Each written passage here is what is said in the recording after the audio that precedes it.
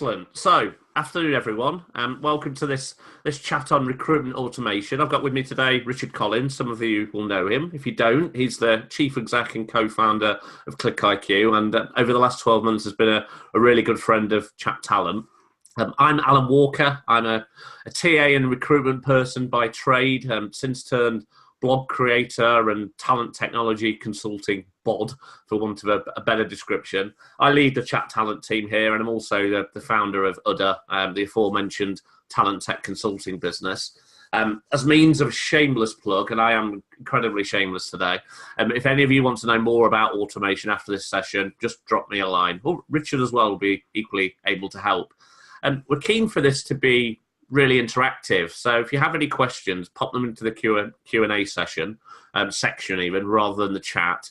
And when you ask your questions, if you can say whether you are happy to be on screen, I'll promote you to be a panelist so you can ask it live.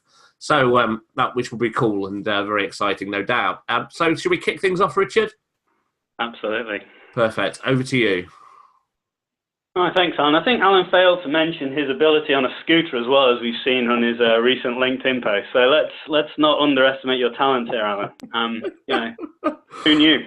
Exactly. That scootering talent is clearly very important in the world of technology. Yeah, absolutely. Shall I start with just quickly sharing my screen? We've got effectively what Alan and I have done is we've put together a few kind of slides that there's a couple in terms of intro for people that aren't familiar with ClickIQ, but it is only two and it's really fast, I promise.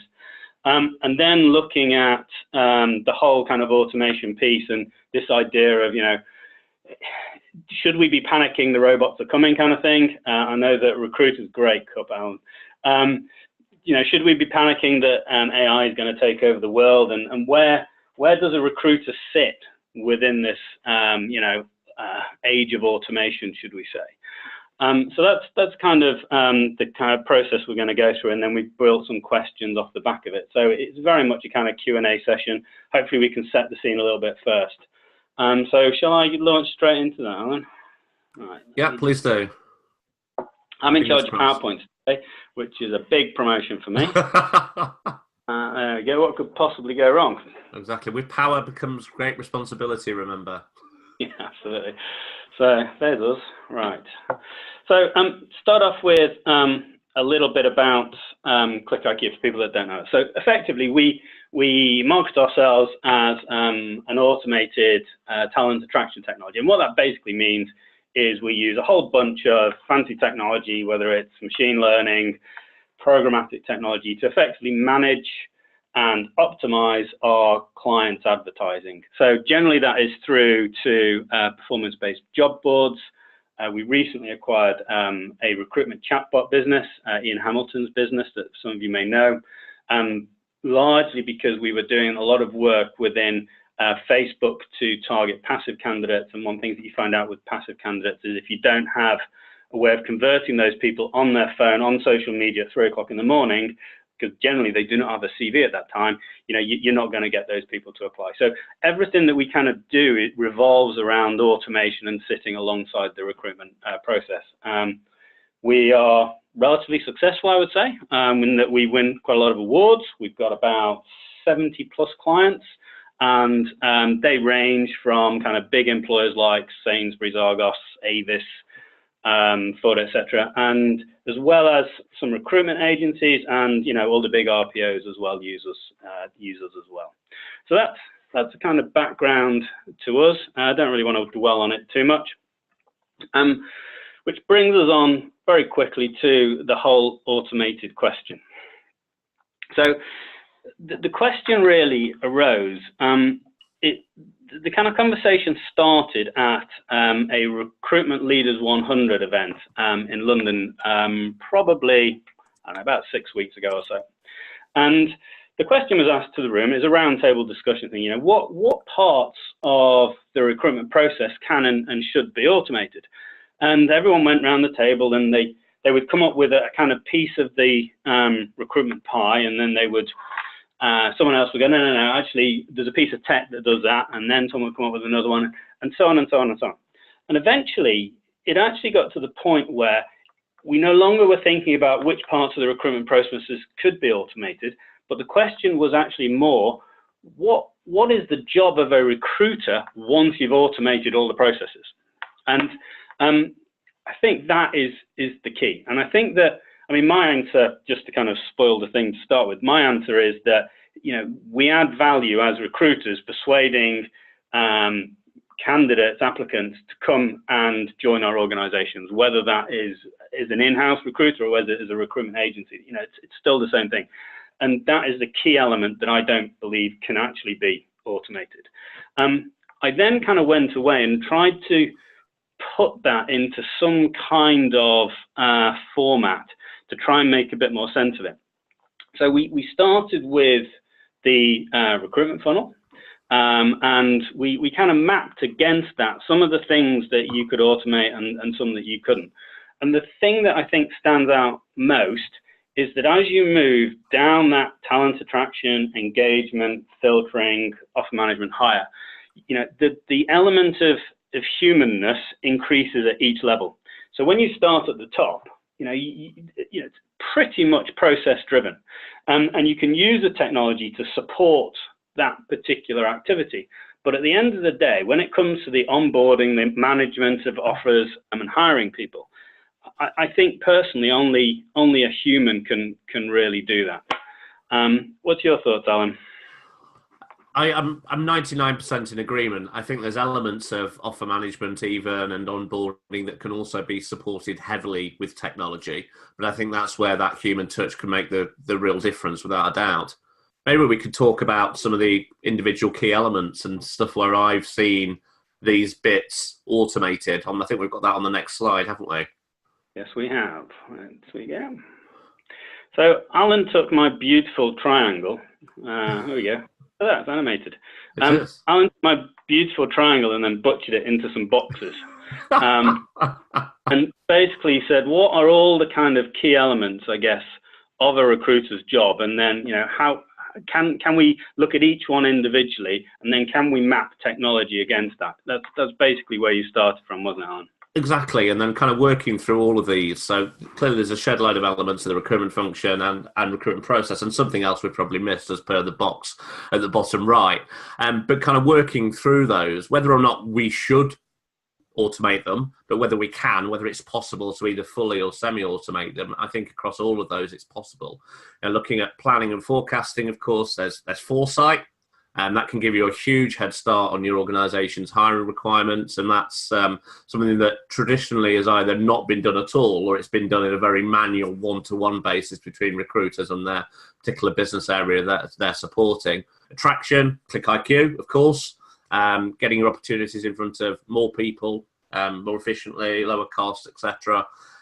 Sourcing, we've got things like Pocket Recruiter that can look at dozens of different databases in minutes or seconds even, as it gets quicker, matching candidates at a way greater pace than a human can do.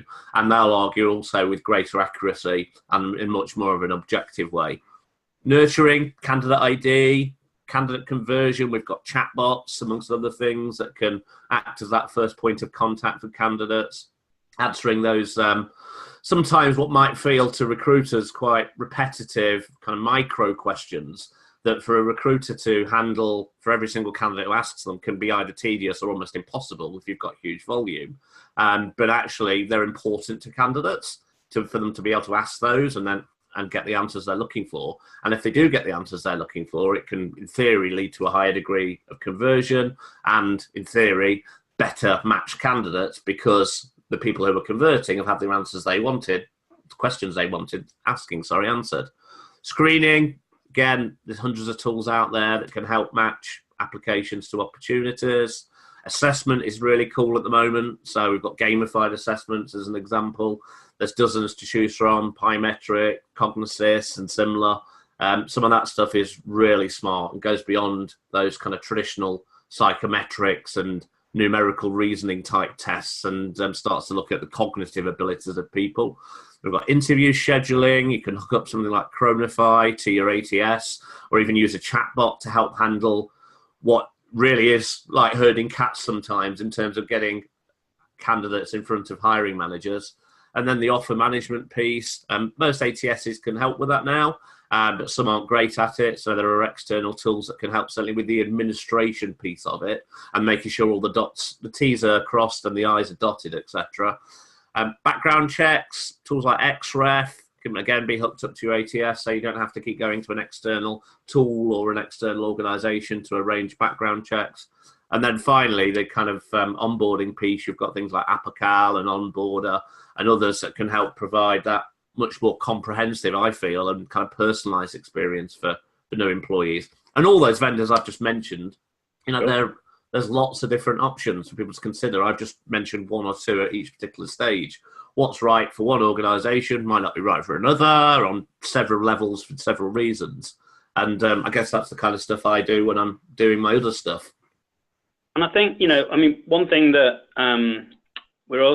we missed out here is video interviewing as well. So some of the asymmetric video interviewing, Sonru and all those kind of platforms, I think are really interesting because, and use of, I've seen AI being used within that, machine learning. People get really grumpy when you say AI and machine learning, and you have to correct yourself all the time. We know it's different, but we just happen to call it that. So, using machine learning to assess answers and compare it to kind of best practice. But I think one of the things that we are seeing a definite trend towards, particularly for the in-house recruiters, is the idea of doing all of this stuff, using automation, not just to save time, but also to remove bias. And I think that, some of the, you talk about pi metrics within the assessment thing, to remove that bias, because we only saw the other week, didn't we, with Amazon, turns out their AI is a misogynist and who knows what else.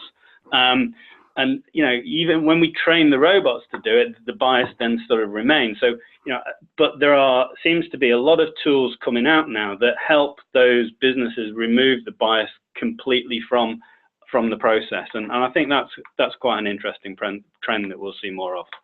I think that's really important. I think Dan Myatt's just asked the question around bias, particularly with the Amazon piece and what's happened there. And I was having a conversation earlier with a guy who heads up part of S3. We were talking around bias there. And if you look at the Amazon tool in isolation, it did exactly what it was asked to do. So it found people who were like people who had been successful in Amazon.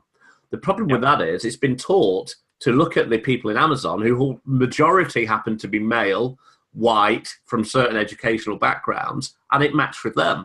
So if you teach a tool incorrectly, it will act incorrectly. It's not the tech that's wrong, it's how it's taught and how it's developed and whether bias is being monitored and whether it can be corrected. I think one of the things is about how are you using the CV to assess somebody, in which case even more bias sort of creeps in often there. The interesting thing about, I think, Pymetrics is obviously they're not using CV at all. It's a purely neurological skills-based process that is slightly frightening. I think Be Applied have some tech that remove bias through the assessment process as well for recruiters. But I'll be honest, it's not something I've seen. I just know that they came slightly ahead of us at the Tech Talent Rising, so I'm slightly bitter about it.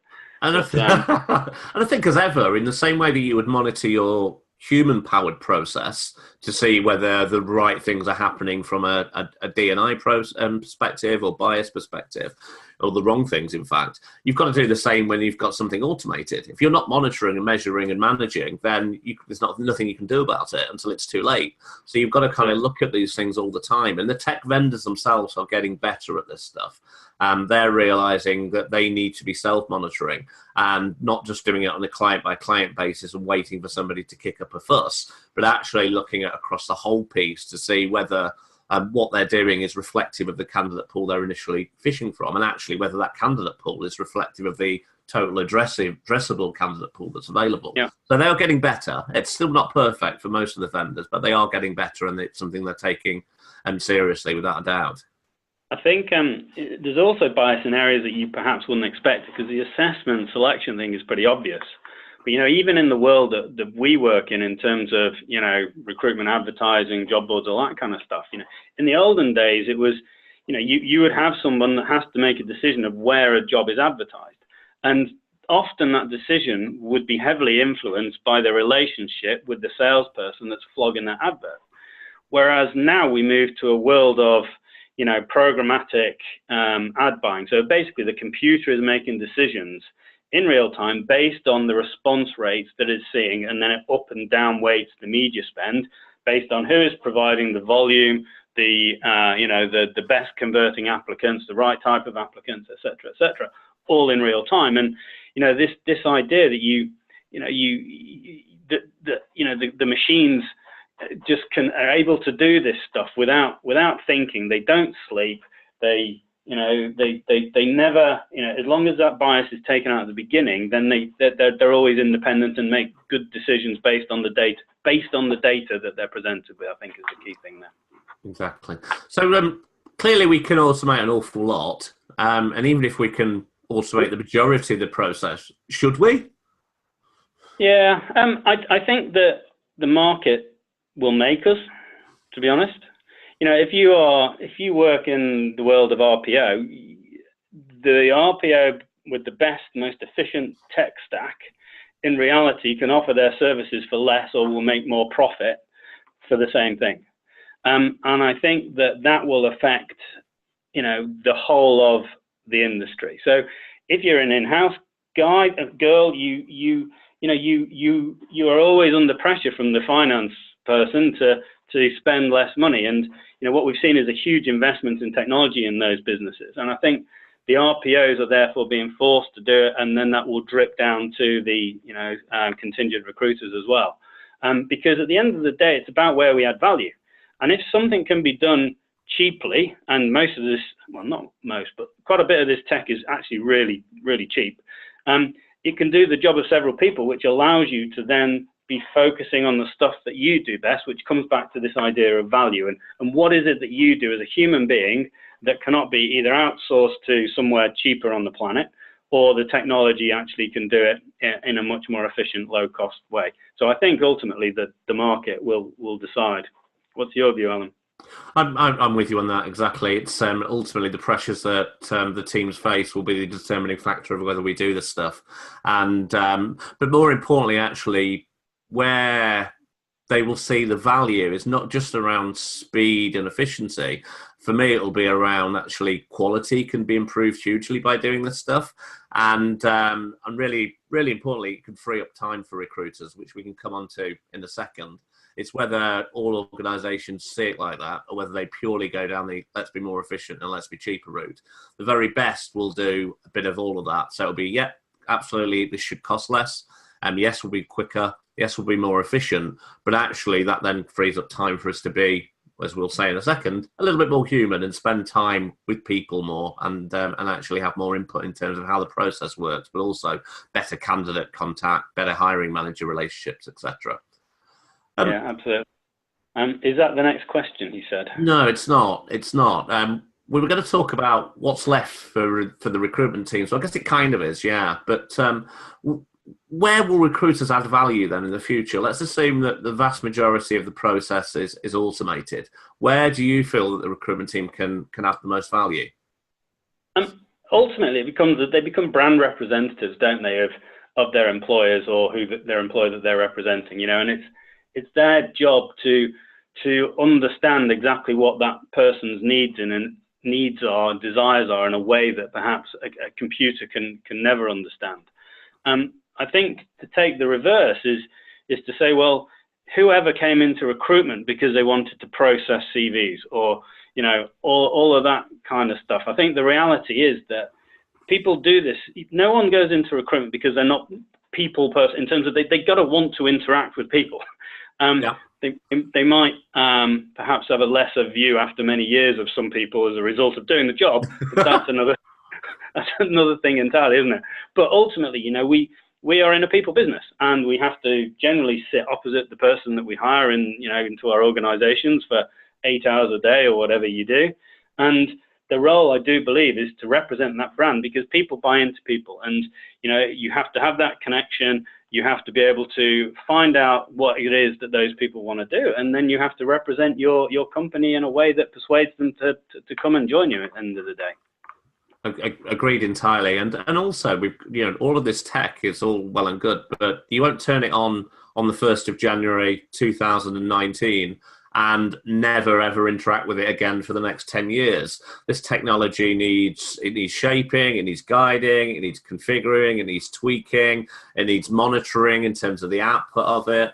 Certainly things like the kind of marketing pieces and the nurturing, you've got to help design campaigns. Yes, it does all the heavy lifting for you, but you've still got to come up with some content to a certain extent, and you've got to decide who are you targeting and why you're targeting, and guide it and point it in the right direction. It adds value because it can do so much of that tedious element of that, so the admin, the heavy lifting, etc., and it can add a degree of science in terms of knowing where to target these people. But the creative part, for now, certainly still comes down to a recruiter and a recruitment team.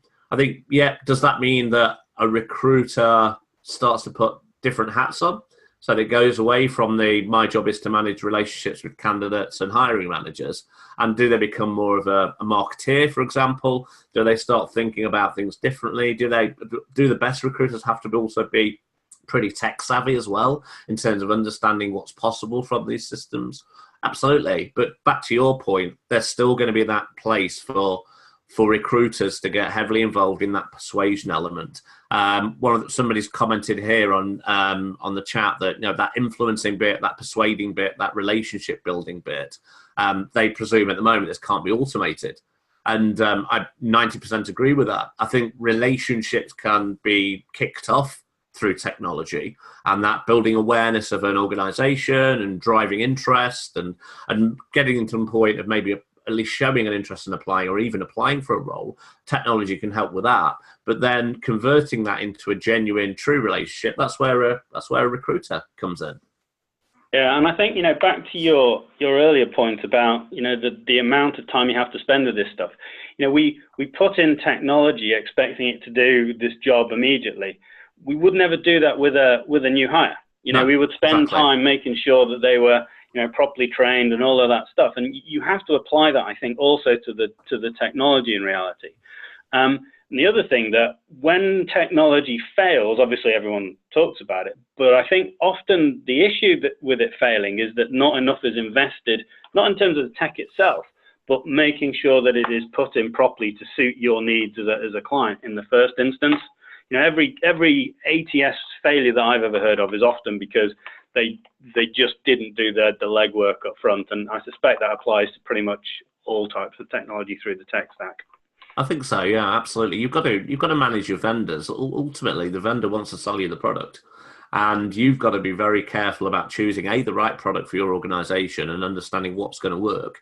But then, taking some control of the actual implementation process, making sure you're close to it, and understanding what's happening, that it's right for you, because the chances of success then of it actually working and doing what you wanted it to and what you bought it to do is going to be way higher. I've seen far too many internal HR teams and TA teams just kind of signing the dotted line on the contract, and then running a mile and either bringing in an implementation partner, an IBM, an Accenture, or whoever it might be, who, again, to be fair, their skin in the game is they're there to be paid for a number of days, and they want the system in, out, quickly done, and they collect their money.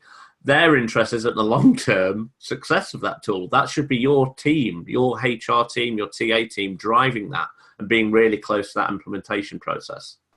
Yeah, absolutely. And I think that speed of the speed of change that we're also seeing within the market makes that even more important, because literally, the space that we're in terms of the recruitment media, Google for jobs, Facebook for jobs, LinkedIn's ATS the other day, Indeed made announcements yesterday.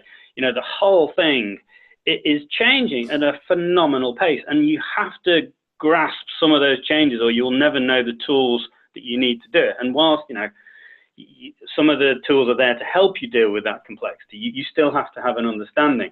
And I think somebody asked about high volume turnover temp versus perm markets, and that's again a similar kind of thing, in that you're talking about a rate of change here, in terms of one is very, very fast and one is probably getting faster. And actually the automation should be there to help cope with that speed. It should be able to make things much, much faster. and therefore the faster you need to move, the more likely you are to need technology in a lot of ways. Absolutely. And Ellen's just asked, do you feel that automating hiring applies at all levels of seniority in terms of the role being hired? You know, is there a level you feel it's less acceptable to automate aspects of the hiring process? And I think much of that, again, to a certain extent, comes down to culture. If you were to take a broad brush slice of senior hires, the chances are that they're going to be of a certain age, and therefore maybe less comfortable, less familiar, less used to using technology for absolutely everything. In 10 years' time, when the people who are in their mid-20s now who do use technology pretty much for everything, the ability to automate even that senior hiring will become greater, I feel. At the moment, some will be comfortable, some won't, so that might tell you that actually in that space you do want to be a little bit more high-touch and hands-on. But for most organisations, what could be determined as senior hiring is a relatively small percentage. It's not the volume of what they're doing. Yeah, maybe. I'm not sure how much I agree with that. I get in very, skill shortage areas. Let's say you are hiring for a data scientist. You might want to be hands-on because you're absolutely desperate for these people. The stuff that I've seen about senior hires is they tend to work harder within the recruitment process themselves, the other side of the table. So on average, a senior person looks at more job boards than a junior person does, for example. And I don't know if that's just because they're more likely to have kids, school fees, whatever, more higher mortgage, etc. So they have to work harder and are slightly more desperate as a result of that. Could be. But also, those people are smart senior people. They're more used to job searching and, therefore perhaps don't need as much hand holding, certainly at the early stages. I think once you get into the whole, persuading them to join their organizations, if these are really hot applicants, and every tech startup in the world is trying to compete with them, then yeah, you have to roll out the red carpet and VIP kind of treatment for them. But I think until that point, again, look at that funnel, and you can automate all of this top stuff. Once you start engaging with them as an individual, as you get down towards the bottom, then absolutely, then I think it's about that human contact and building those relationships and that rapport. Perfect. So let's assume that we kind of know some of the stuff that recruitment teams will still be doing and still be able to do. How is this actually more human then, Richard? Because we've both kind of positioned this quite a lot on social that we feel it will be, but why? I just think because it frees up time to do stuff that you should be doing, not pushing paper, shifting CVs, inputting data, all of that kind of stuff. I think it makes it all more human because we then get to interact with those applicants sooner from when they start the process, because the process is faster, and you have more time within which to engage with those people as well. So I think it's very simply that you take off all the rubbish, and that allows you to focus on the stuff where you add the most value to it. I think also with certainly when you think about screening and assessment, etc., you can give far more candidates the opportunity to show their worth, their ability, their talents than you can with a traditional, very manual recruitment process, because recruiters have only got so much time in the day. So if they have 1,000 applicants for one role, which I've seen actually happen for some high volume stuff, they'll generally scurry across the first 100 CVs. If 10 of those look about there or thereabouts right, they may talk to those 10 and then they'll filter down accordingly. But if you've got 1,000 applicants and you give them all the chance to be assessed through some technology, think of all those kind of needles in the haystack, those kind of hidden talents that you maybe wouldn't have even considered that might suddenly get elevated to the top of that list. I think that giving everybody more of a level playing field and a fairer chance to demonstrate their worth in itself is massively human. But also through the marketing and the talent nurturing, the fact you can tailor that for the audience. So not everybody doesn't get the same stock, these are our roles, please apply email. They actually get stuff that's tailored for them. It might not just be about vacancies. It could be content. It could be stuff that's going to help them in their career, even if they don't end up applying for a role with that particular organisation. It's stuff that's in the places that they spend time in, rather than just being scattered randomly across some job boards or some blogging sites. It's there in front of them.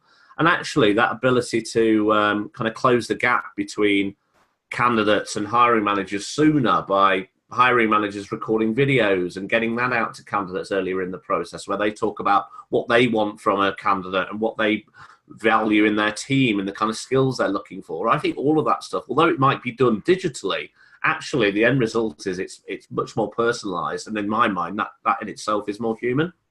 Yeah, I mean, at the end of the day, you want to reach the best candidates, don't you? And I think, as you say, just advertising, the old days of a couple of job boards that you advertise on and you pay to be there. And I think as we've shifted towards a performance model whereby you no longer pay for the ads, but you pay for the responses, I think, one, that increases the chance of reaching the right people, but also you then increase the chance of this problem of what happens if I do get, 3,000 applicants. But again, the technology can, first of all, turn it off when you've got enough. Secondly, it can then find and filter them down a bit more. So I definitely agree in terms of from that side of things. I was going to make another point that's completely escaped my brain. Well, what do you think about that? So let's assume some of the audience here are convinced. Maybe they've already started on the path of automation, but have still got some way to go, and they actually want to fill in a few of those other areas we've talked about. How do you sell it to your boss? What's the big ROI for the leaders of the organisation? Yeah, I think first of all you should test it.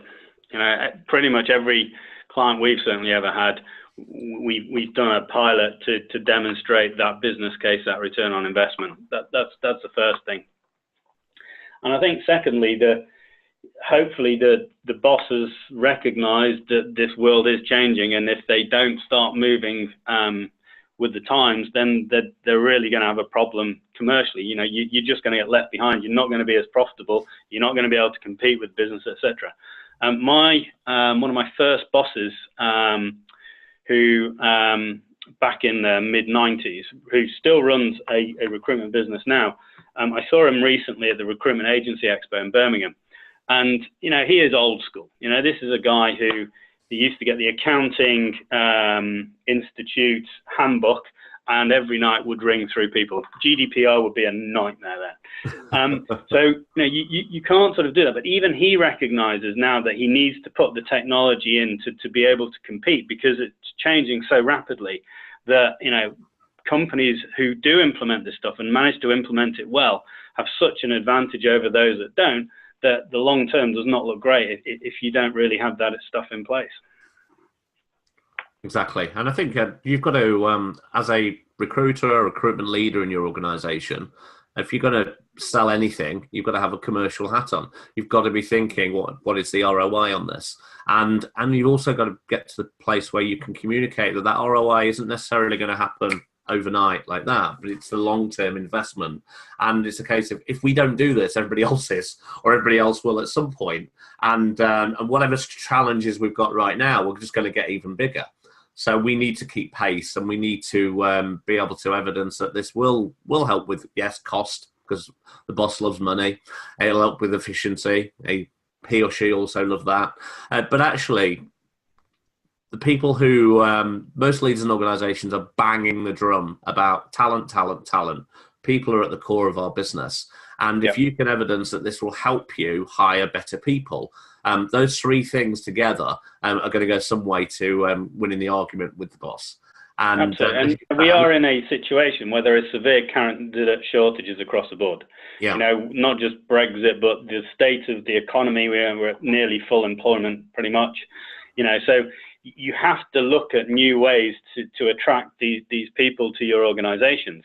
And if you're spending your time doing the processing stuff, you're not spending time trying to find and source and interact and engage with and persuade those people that you perhaps should be doing. So use a technology to allow you to then focus on that good stuff, rather than spending your lives shifting paper. And there's always, there's so many examples, isn't there, of candidates that have entered a recruitment process for a role they genuinely want, or an organisation they love, but it's just taken so long that they've assumed the door's been shut. And that's because another organisation that maybe they weren't quite so in love with, but their process has been a damn sight more efficient. They've applied, a week later they're in meeting people, 2 weeks later they've got an offer, and they're at the point of going, okay, do I hold out with the other organisation, which might not ever happen, or do I go ahead and join this one, which I kind of love, and maybe I'll fall in love with even more once I join them. And a lot of them will go down that latter route. They'll just say, yeah. And because that organisation has been seen to be efficient as well, that's quite admirable most of the time. They've showed some love because they've moved quickly and they've not messed them around. Traditional processes can just be too long, and candidates don't feel that appreciation. Yeah, and also, momentum. It's a word that you don't hear, I don't think, enough of in the recruitment world. You create an inertia, a momentum with those applicants as they come in, and they sort of, if you take them on that process, the reality is the chance of them dropping out of the process is much less likely if they feel they are part of that and you are moving them through and they can see what the next steps are, and building that momentum. I personally think it's really the key to how you are a successful recruiter, and the very best recruiters do it without even thinking about it, frankly. They just take people on this journey, and it's quite hard to then get off that particular train once you're on it. Absolutely. Should we do some questions? Yeah, absolutely. Okay, so I'm going to I'll just read these out because people haven't said they're willing to be on screen. So I'm going to start with one from Dan Fitzpatrick. Hi, Dan. He's also my doppelganger, don't you know? If you've never met Dan, you should look him up online. We look incredibly similar. So let's say you don't have a decent ATS. Can you still build a useful tech stack without one? Increasingly so, yes. If you look at some of the stuff that's going on in the marketing world, the idea of you don't even really need websites these days. You need landing pages, and you need ways to convert those people. And obviously, an ATS makes the whole thing simpler. But we are equally seeing, if you use Broadbean, okay, it's an ATS, a limited one of that, but it's still an ATS in a way. Google Hire, okay, that's interesting. Yeah. LinkedIn Talent, is it Talent Hub they call their new ATS? Yeah. LinkedIn. Yeah. So actually, there are options out there that cost really very little, that sort of plug into a sort of media offering, that mean that you perhaps don't need to invest in the big stuff. Those massive Taleos of this world who, they're designed for these international businesses who've got a lot of money to spend, big implementation projects. Whereas actually, if you're a smaller recruiter, there's plenty of very cool kit out there that you can get relatively cheaply that just helps you admin it, that is better than Excel, frankly. Exactly. And with how open the APIs are now for the most of the new tech vendors, certainly, and some of the older ones are getting better at this, it's relatively easy. If you've got a legacy ATS that for whatever reason you can't get rid of, you've got to carry on using it, it's too expensive to replace, you can easily put a very simple CRM type layer over the top of that, use that to interact with all the different pieces of technology, and then just push over into the ATS the successful candidates or those that get past first shortlist, etc., etc. Yep. So there's ways and means of doing it without replacing your horrible, clunky old applicant tracking system. And we do the same sort of thing from the chatbot. You can facilitate taking the details, CV, whatever it might be, via a chatbot, and then push it from the chatbot straight through to the ATS. Yeah. These things are increasingly playing better together. I think the days where an ATS tried to be everything to all people and was master of none, I think those days are perhaps over, and it's now more about a tech stack of putting those, the best in breed pieces of technology together, and sure, an ATS fits at the end of it. But equally, if you wanted to work without an ATS, I mean, you'd have to be processing, I guess, somehow. But there's plenty of stuff out there for free or very little that actually you probably want to use, to be fair.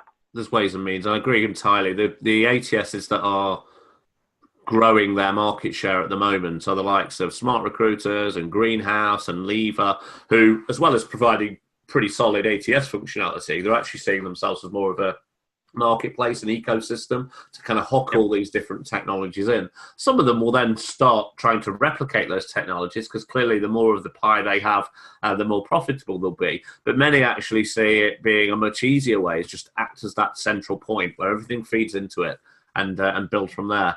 So another question from Carolyn, who I assume may work in public sector. So she said that our conversation seems to focus purely on private sector companies, although I don't think we've necessarily gone down that route of saying this is only private sector. But she makes a good point. Public sector, not-for-profit, they don't have thousands to spend on technology. And therefore, They have to sell their jobs based on other benefits as well. They don't necessarily offer the high salaries, etc. And when tech companies come in and try and sell their tech to them, it's just prohibitive in terms of the expense. What can public sector organisations do?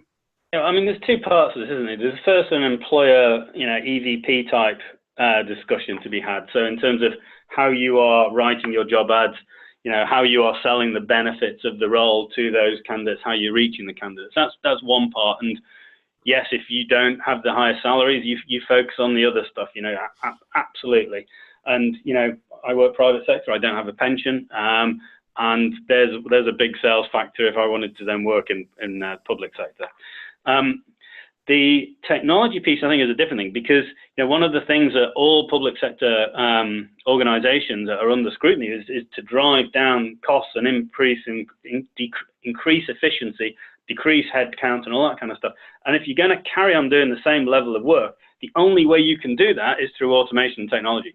Because technology is way cheaper than human beings, and that means we have to then focus on the stuff that adds the value, coming back to that bit again. But there should be a saving versus if you're doing exactly the same thing using technology to automate the stuff that right now humans are doing. Agreed. And Theo's just commented on here that tech providers do often offer reductions for public sector and not for profit. And I think you've got to get used to asking that question because they will be willing to, and they'll want public sector clients because often some of them, the scale of them, the size of them, to get those under their belt is actually a big bit of kudos for some of those tech vendors. So don't be afraid of asking the question. And I mean, we work with both private and public sector organisations. I think the difference is perhaps the speed of implementation and decision making, because obviously there's much more controls within a public sector organisation versus, a CEO that perhaps will just say yay or nay very quickly.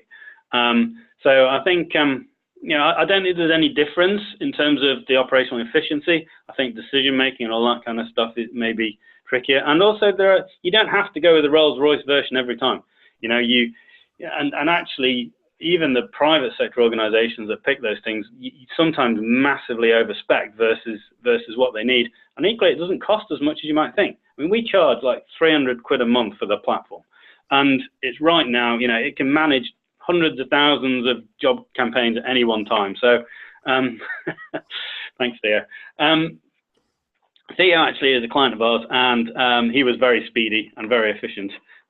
So yeah. Not all public sectors are slow. Sorry, Theo. And I think it's, and also from my experience when I was more of a hands-on recruiter, public sector often spend a small fortune on recruitment agencies and search firms and things like that. If the technology can reduce your spend in those areas, which it should, because if you're implementing it, why wouldn't you be? Your actual saving there could pay for the technology and some, I've seen. And this is certainly the case for the in-house recruiters. They are funding, these big organizations are funding their tech stack at the expense of recruitment agencies. They're seeing that they're spending how many million on that, taking a chunk of it, investing it in the tech, and reducing their spend as a result to drive that efficiency. In some ways, it's a bit of a no-brainer for the finance department when it comes to those sort of situations. Not great for the recruitment agencies, to be fair, but equally they have to adapt and come up with ways in which they're offering more, I suspect, outsourced type arrangements with those companies rather than trying to do contingent high cost stuff. And they will need the tech stack as well themselves to be able to offer that at a rate that makes it more desirable for the company to outsource rather than bring it in-house. Perfect. Listen, we've hit 1:15, which was our cut-off time, and 45 minutes we said. There's probably more questions that people want asking. Feel free to shoot those over to either me or Richard via LinkedIn, particularly if it's getting your head around the variety of different options out there from a tech perspective. I'm happy to help on that front. If it's specifically around recruitment marketing, etc., Richard is definitely a go-to man who knows way more than I do in that space. And if there's anything else you want to ask, just shoot me over the questions either via LinkedIn or email. You should all have my email address. And Richard, thanks for your time. No problem. And if anyone's at Unleash in Amsterdam next week, pop over. We're on, I think we're in the startup zone, stand 8:30 or something. Come and say hello. And I know Alan is there as well, but appreciate everybody listening in to us ramble on. Exactly. Yeah, I'll be there doing my thing. I'm doing some interviews there. Theo is coming along as well as part of ChatTalent, so we're going to meet some interesting folk, hopefully. And thanks for propping me up through this, Richard. I've survived. I'm going to now switch my computer off, go upstairs, and lie down and have a nap, I think. Cheers, guys. Okay, good Take speaking to you, care. everyone. Bye bye. Bye.